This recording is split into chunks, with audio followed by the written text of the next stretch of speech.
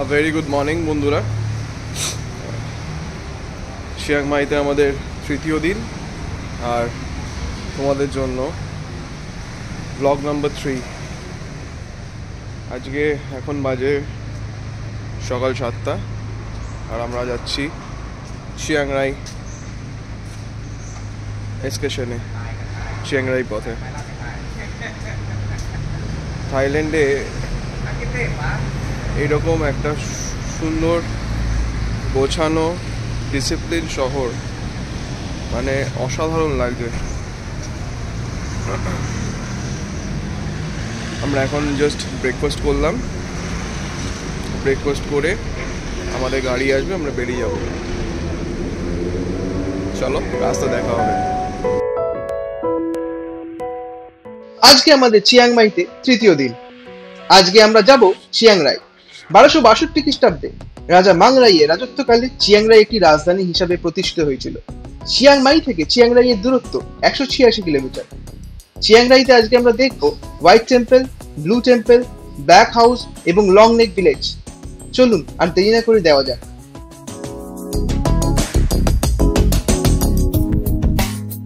আগের ভিডিওতে আপনারা দেখেছেন চিয়াং মাইতে এসে আমরা কোন হোটেলে উঠেছি, চিয়াং মাইতে কোথায় থাকা উচিত এবং সেই অসাধারণ চিয়াং মাই নাইট সাফারি। আমাদের আগের ভিডিওটা যদি না দেখে থাকেন তাহলে অবশ্যই আমাদের চ্যানেলে গিয়ে দেখতে দিন। সকালবেলা ব্রেকফাস্ট করার পর ঠিক সময় মতন আমাদের গাড়ি নিতে চলে আসে। আমাদের আজকের গন্তব্য চিয়াং রাই। হেডফোনে গান শুনতে শুনতে আর চারিদিকের অপরূপ সৌন্দর্য দেখতে দেখতে কোথায় যেন হারিয়ে গেছিলাম। হঠাৎ আমাদের ট্রাভেল গাইডের ডাকে দেখি আমাদের গাড়ি থেকে নামতে বলছে। এখানে আমাদের হল্ট পয়েন্ট। তো এখন আমরা আছি চিয়াং মাইতে, চিয়াং মাই থেকে চিয়াং রাই যাওয়ার পথে, এবং মাঝখানে যেই স্পটটাতে আমরা হল্ট করেছি সেটা হচ্ছে একটা হট স্প্রিং। আমার পেছনে দেখতে পাচ্ছ ধুঁয়ো উঠছে ওই যে ওইখানটাতে। তো এটা ন্যাচারাল হট স্প্রিং একটা, এখানে আমরা হল্ট করেছি। এখানে খাওয়ার জায়গাও রয়েছে। তো অসাধারণ একটা রাস্তার অনুভূতি তোমাদের দেখাই। চলো হট স্প্রিংটা কেমন। কমলিকা ওখানে ডিম সেদ্ধ করবে বলে ওই হট স্প্রিংয়ে দাঁড়িয়ে আছে। তার আগে একটু চারিদিকটা দেখিয়ে দিই তোমাদের।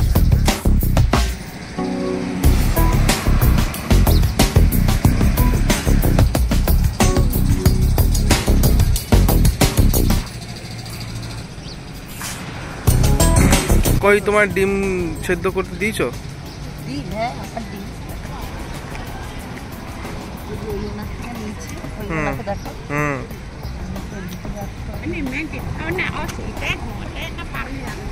এখানে প্রচন্ড ফুটছে কিন্তু জলটা, এই যে প্রচন্ড অ্যামোনিয়ার গন্ধ,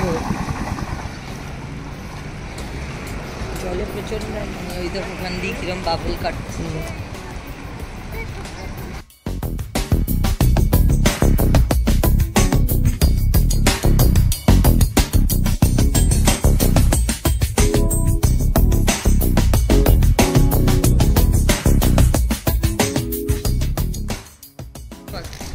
এই ট্যুরটা কতটা বুক করেছি এবং আমাদের কোথায় কোথায় নিয়ে যাচ্ছে সেটা তোমরা দেখতেই পাবে। আর কোথা থেকে বুক করেছি চিয়াং মাইয়ের, কততে বুক করেছি ভিডিওটা দেখতে থাকো, ঠিক সময় তোমাদের জানিয়ে দেবো। আর কাদের কাদের কেমন লাগছে যদি কোনো ইনফরমেশন জানান থাকে কমেন্ট বক্সে জানাও, আমি হাতে হাতে তোমাদের জানিয়ে দেবো। এখন আমরা ঢুকছি হচ্ছে 7-Eleven-এ। এটা কি? এটা থাই টি, থাই আইস টি। আগে খেয়েছো কখনো? না, ফার্স্ট টাইম। তাহলে ঢাকনা পাচ্ছি, ঢাকনাটা খুঁজতে হবে।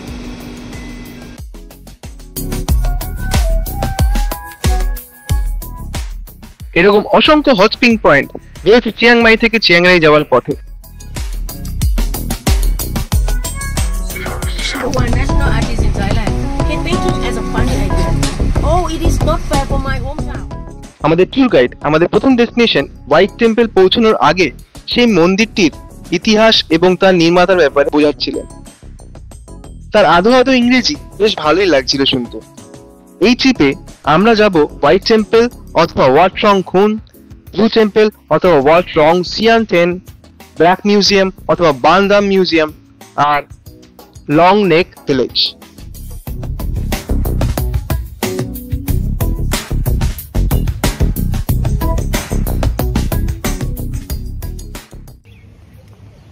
সো আমরা এখন আছি হচ্ছে চিয়াং রাইয়ের সব থেকে বিখ্যাত একটি জায়গা, যেটার জন্য চিয়াং রাই এত ফেমাস হয়েছে বিগত কিছু বছরে। কারণ চিয়াং রাই এমনি একটা নর্মাল গ্রাম ছিল থাইল্যান্ডের, এই যেখানে 70% মানুষের শুধু জীবিকা ছিল ফার্মিং। সেখান থেকে নিজেকে নাম্বার 1 ট্যুরিস্ট স্পট করে তুলেছে এখন চিয়াং রাই। সেই দারুণ একটা মন্দির তৈরি করে প্রায় 26 বছর আগে একটা আর্টিস্ট এই চিয়াং রাই গ্রামেরই, যার নাম হচ্ছে চালামচাই কোসিতপিপাত, তিনি তার আর্কিটেকচারের ক্ষমতা দিয়ে একটা অপূর্ব মন্দির তৈরি করেছে, যেটা নিজের চোখে না দেখলে সচরাচরকে বিশ্বাস করতে পারবে না। যেখানে আমরা আছি সেটাকে বলে হোয়াইট টেম্পল, বিশাল বড় এরিয়া জুড়ে। আর এটি তৈরি হয়েছে বিভিন্ন রকম পাথর দিয়ে, তার সাথে সাথে রয়েছে টুকরো টুকরো আয়না, এবং ভেতরে বিভিন্ন রকমের কারুকার্য রয়েছে যেগুলো আর্টিস্ট নিজে তৈরি করেছে। আর আমি এখন দাঁড়িয়ে আছি এই কেভটা, গত 3 মাস হচ্ছে খুলেছে, এর কেভটাও নিজে তৈরি করেছেন উনি। পুরো জিনিসটার মধ্যে, পুরো এই তৈরি এই আর্কিটেকচারাল ব্যাকগ্রাউন্ডের মধ্যে স্টোরি রয়েছে। 1997 সালে চিয়াং রাইয়ে এক বিখ্যাত শিল্পী চালেমচাই কোসিতপিপাত এই হোয়াইট টেম্পলটি তৈরি করেছিলেন।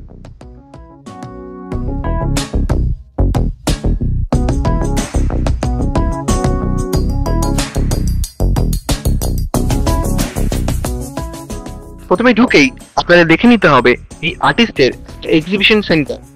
বিভিন্ন রকমের পেন্টিংস এবং বিভিন্ন রকমের আর্কিটেকচারাল কলাকার্য সব রয়েছে ওই এক্সিবিশন সেন্টার।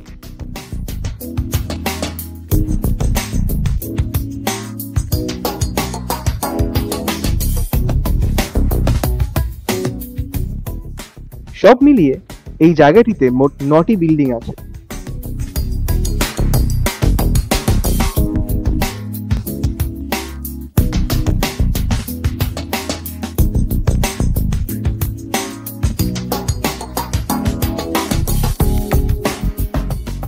এটা একটা উইশিং ওয়েল, তারা চাইলে এখানে একটা যে কোনো কয়েন ফেলে নিজের মনের উইশ করে নিতে পারেন।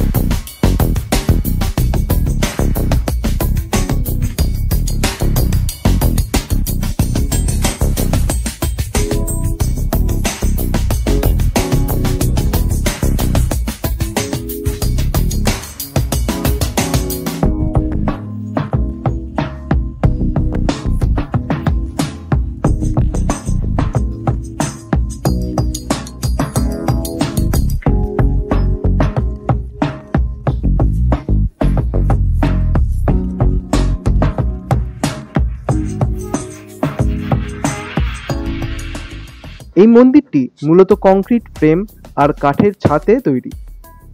এই মন্দিরটিকে দূর থেকে দেখলে মনে হবে যেন চীনামাটি দিয়ে তৈরি, কারণ চীনামাটির বাসনের মতন চকচক করে। কিন্তু কাছের থেকে দেখলে বোঝা যায় যে এটা পাতলা কাঁচের উপর হোয়াইট ওয়াশ করা। বাইরেটা প্লাস্টার প্যারিসের উপর টুকরো টুকরো আয়না লাগানো।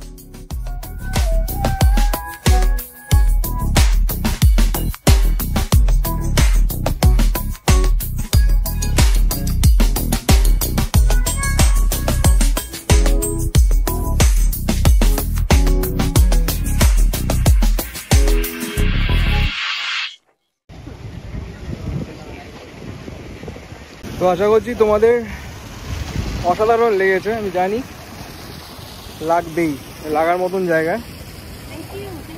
নেক্সট স্টপ হচ্ছে আমাদের এখন লাঞ্চ। সবই এটার মধ্যে ইনক্লুডেড, এই প্যাকেজটার মধ্যে।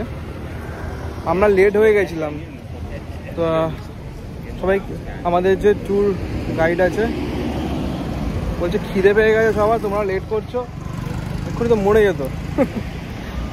যাই হোক, আমরা এসে গেছি, চলো এবার খাবার জায়গায় যাওয়া যাক।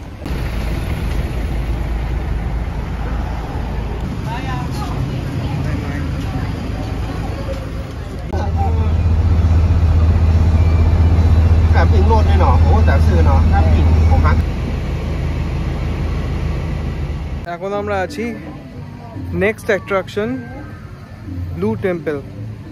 এটাও একটা আর্টিস্ট বানিয়েছে, এবং হোয়াইট টেম্পল যেটা দেখলাম আমরা, তারই এক ছাত্র এই ব্লু টেম্পলটা তৈরি করেছে তার নিজস্ব কিছু ট্যালেন্ট এবং নিজস্ব কিছু আইডিয়াস দিয়ে। চলো দেখি।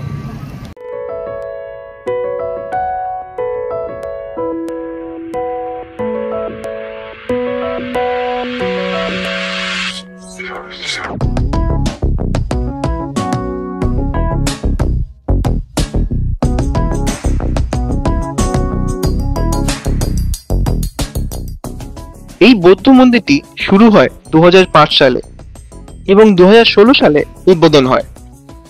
কিছু কিছু কাজ এখনো চলছে। এটি হোয়াইট টেম্পলের শিল্পী চালেমচাই খোসিত পিতাদের ছাত্র ফুট্টা কাপকেও তৈরি করেন। মন্দিরের নীল রং প্রশান্তি, আরোহণ, অসীম বিশুদ্ধতা এবং নিরাময়ের প্রতীক, যা বৌদ্ধ ধর্মের কেন্দ্রস্থলে রয়েছে।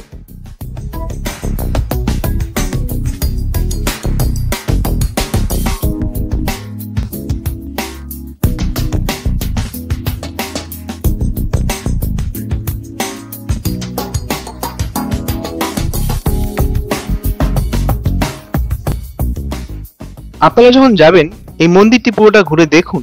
তার সাথে সাথে মন্দিরটির ভেতরে চাইলে কিছুক্ষণের জন্য মেডিটেশনও করতে পারেন।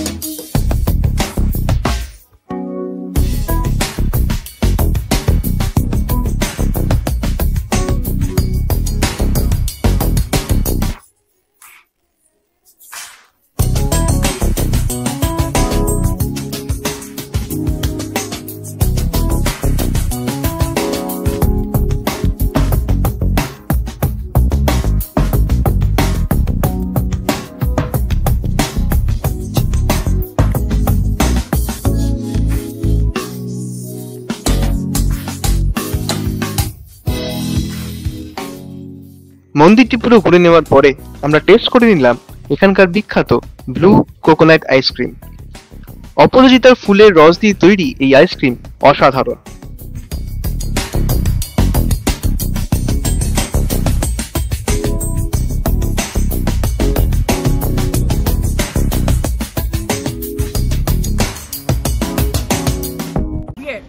Blonde like that.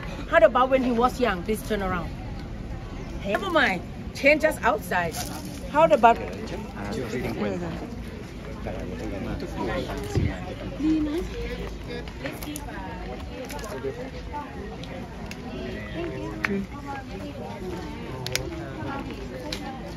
তো নীল মন্দির দেখার পর আমরা এসেছি এখন ব্ল্যাক টেম্পলে। চলো ব্ল্যাক টেম্পলটা দেখা যাক, তারপরে এর ব্যাপারে বলছি।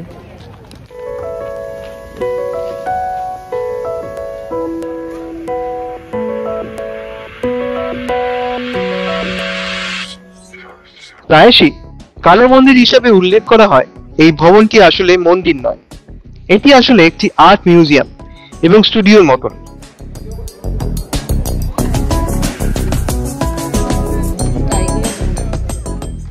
প্রায় 40টি ভবন নিয়ে তৈরি এই ব্ল্যাক মিউজিয়াম। সবকিছু কালো এবং গভীর বাদামি রঙে আঁকা হয়েছে।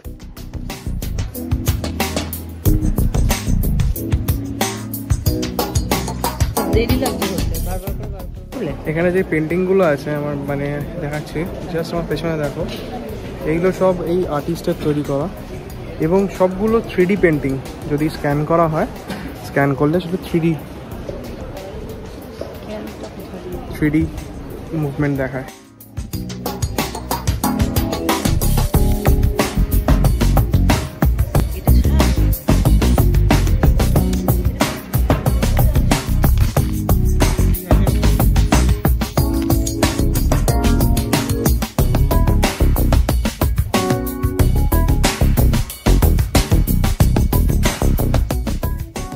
থাই শিল্পী থাওয়ান দুচানি 1976 সালে এই বান ড্যাম মিউজিয়াম নির্মাণ শুরু করেন এবং এটি এখনো চলছে।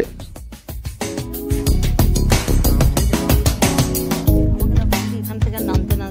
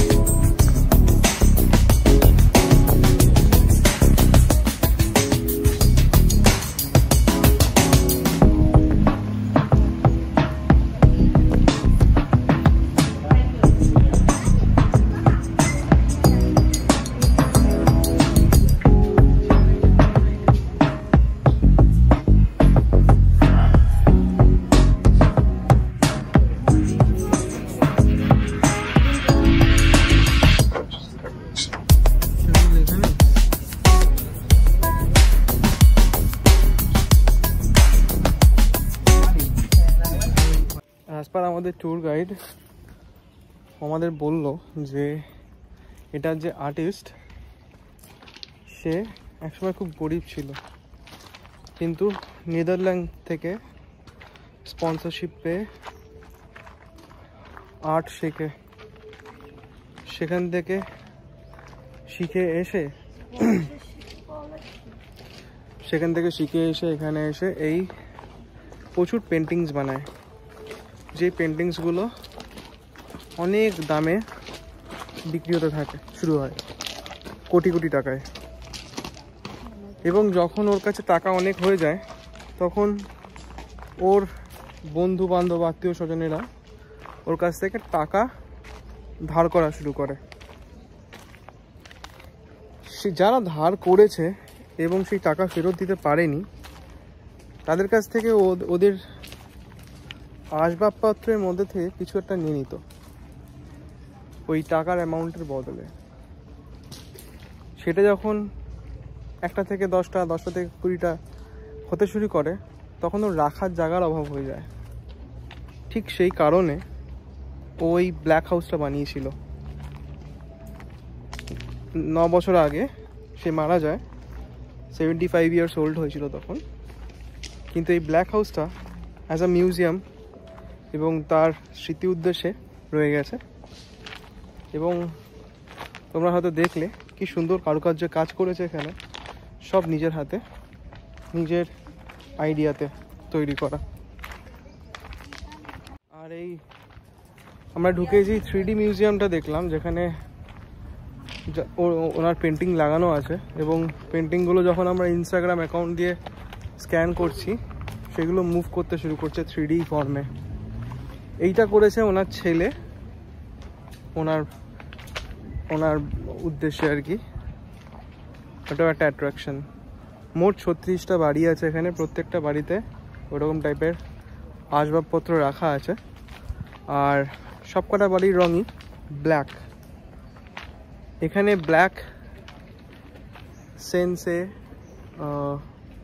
নেগেটিভ বলে বোঝানো হয়নি, এখানে ব্ল্যাক বোঝানো হয়েছে ভালোবাসা আর ভালোর উদ্দেশ্যে। তো এই হলো ব্ল্যাক হাউসের হিস্ট্রি। আশা করি তোমাদের ভালো লাগছে।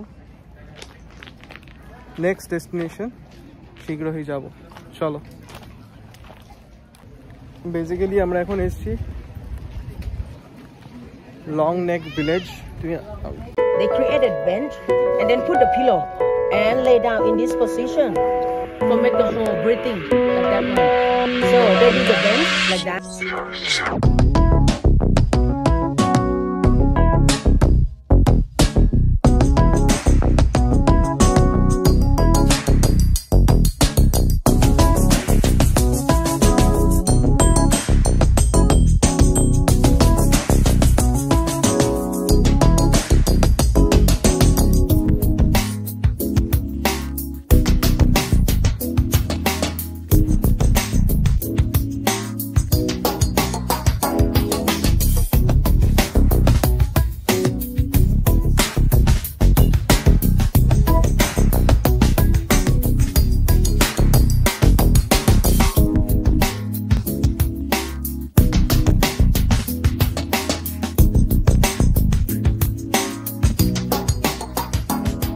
তো আমরা দেখলাম লং নেক ভিলেজ। একটু হিস্ট্রিটা ছোট্ট করে বলে দিই। প্রায় 200 বছরের কাছাকাছি আগে এই এরিয়াতে যখন যুদ্ধ হয়েছিল, তখন সবাই বাড়ি ছেড়ে পাহাড়ের উপর পালিয়ে গেছিল নিজেদেরকে বাঁচানোর জন্য। কিন্তু পাহাড়ের উপর পালিয়ে যাওয়াতেও তারা শিকার হচ্ছিল বাঘের। আর বাঘ বেশিরভাগ খেত বা অ্যাটাক করতো মহিলাদের, এবং দিনের পর দিন এরকম চলতে থাকে। তখন এখানকার যে এই ভিলেজের যে লিডার, সে বুদ্ধি করে উপায় বের করে যে কি করে বাঁচানো যায় তাদের মহিলা জাতিদের। তখন সে 2 কেজি সোনা নিয়ে আসে এবং সেটা গোল গোল রডের মতন করে শেপ করে ওগুলোকে বেঁকিয়ে বেঁকিয়ে তার ওয়াইফের গলায় সেটা পরিয়ে দেয় চুরির মতন করে পর পর পর পর পর। এবং যখন তার ওয়াইফকে যখন বাঘে অ্যাটাক করে, তখন তার ওয়াইফ সেটা থেকে বেঁচে যায়। এবং তার পরবর্তী থেকে প্রত্যেকে সেইটা করতে শুরু করে এবং তাদের বাঘেদের থেকে বাঁচতে সেই উপায়টা সাহায্য করে। সেই ট্র্যাডিশনটাই চলে আসছে এখনো তারা সেই ট্র্যাডিশনটাকে বজায় রেখেছে। আর এই জাতিটা যাতে বিলুপ্ত না হয়ে যায়, সেই জন্য এই গ্রামটিকে বাঁচিয়ে রাখার জন্য এটা একটা ট্যুরিজম স্পট তৈরি করা হয়েছে এবং এরাও চাইছে এখন সিভিলাইজড হতে। তাই জন্য যারা এখানে আসছে দেখতে পুরোটাই এদের ওয়েলফেয়ারে যাচ্ছে, যে আমাদের টিকিট নিয়েছে এটার জন্য সেই টাকাটাও ওয়েলফেয়ারে যাচ্ছে। তো এটা ছিল আমাদের লাস্ট ডেস্টিনেশন আজকে। এরপরে আমাদের গাড়ি করে আমরা চলে যাব আমাদের হোটেলে, কিন্তু তার আগে দুটো কথা। একটা হচ্ছে এই ট্যুরটা আমরা টোটাল বুক করি 1250 ভাটে দুজনের, hotel pick up and hotel drop. কী কী ছিল? হোটেল থেকে পিক আপ করে আমাদের white temple, blue temple, black museum বা ব্ল্যাক টেম্পল অ্যান্ড এই লং নেক ভিলেজ। আর যাওয়ার পথে হচ্ছে স্প্রিং হট ওয়াটার, ওই জায়গাটা যেখানে আমরা হল্ট করেছিলাম। এই টোটাল মিলিয়ে 1250 watt per head. Total time আমরা প্রায় 7টা সাড়ে 7টার সময় বেরিয়েছি, আর ফিরতে ফিরতে হয়তো 7টাই বাজবে। তো 12 আওয়ার্স টাইম। এটা চিয়াং রাইতে খুব ভালো লাগলো, আমাদের খুবই ভালো লেগেছে। তোমার কেমন লেগেছে? আমার ভালো লেগেছে। একটা ছোট ইনফরমেশন অ্যাড করতে চাই, সেটা হচ্ছে ওই গোল্ড রেভলিউশন যেটা এখানকার মুখিয়া আর কি করেছিল, তার অনেক বছর বাদে যখন বাঘেরা আর কি মানুষ খাওয়া ছেড়ে দেয়, তখন যখন মানুষেরা গোল্ড পরে থাকতো তখন মানুষকে অ্যাটাক করতে শুরু করে যে গলা কেটে নেবো, নাহলে সোনাটা দিয়ে দেওয়ার জন্য। তখন এরা কি করে যে এবার তো মানুষকে প্রাণে বাঁচতে হবে, তখন মানে আমাদের গাইড বলছে যে আপনারা তো জানেন বাঘের থেকে মানুষ বেশি ভয়ঙ্কর, তো সেই জন্য তখন তারা গোল্ড চেঞ্জ করে ব্রাশে শিফট করে। ব্রাশ মেটেল, ব্রোঞ্জ তো ইয়ে হয়, পিতল ইয়ে কালারের, কপার। এবার ব্রাশে কারণ সোনার মতোই দেখতে, কিন্তু ওরা তারপর থেকে এখনো মানে ওই ব্রাশেই রয়েছে, কারণ ব্রাশের জন্য কেউ কারোর গলা কাটবে না, সেই জন্য। তো সেই জন্য আর এখন যারা রয়েছে তাদের বাচ্চাদের স্কুলে পাঠানো হয়, তাদের এখন আর একটু ফেক হালকা জিনিস পড়ানো হয়, আর তাদের চয়েস দেওয়া হয়, বিকজ এখন আস্তে আস্তে মডার্নাইজ হচ্ছে। তো চয়েস দেওয়া হয় যে 20 বছরের পরে তারা এটা অপ্ট করতে চাইছে কিনা। তবে এই প্রোগ্রামটা ওরা মেনটেন করে রাখতে চাইছে, সেই জন্য এরা কিছুটা মানে কানেক্টেড ট্যুর হিসেবে এটাকে অ্যাড করছে। তা আমরাও এটাকে একটা হেল্প হিসেবে বা আমাদের নিজেতেই ইন্টারেস্টও ছিল দেখার, সেই জন্য আমরা এই ট্যুরটা করেছি। আপনারা অবশ্যই এটা করলে তাদেরও একটা হেল্প হবে আর এই কমিউনিটিটা সার্ভাইভ করবে। Thank you. আরও অনেক ভিডিও নিয়ে আমরা আসছি।